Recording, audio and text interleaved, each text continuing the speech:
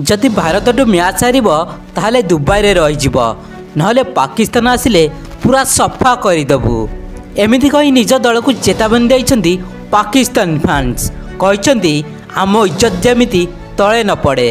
सूचना अनुसार आज champions trophy high voltage match India और पाकिस्तान मध्य खेल पाकिस्तान पई यही मैच टी गुरुत्वपूर्ण अटे कारण जदि पाकिस्तान यही मैच हारे ताहले टूर्नामेंट रु पूरा बाद पड़िबो आउ भारत जीतिले सीधा सेमिफाइनल पहुँचीज से मैच टी दुई दल अत्यंत गुरुत्वपूर्ण अटे। अन्य पक्षे यही मैच पूर्वर पाकिस्तान फैंस माने पाकिस्तान को कड़ा चेतावनी देइछन्ती।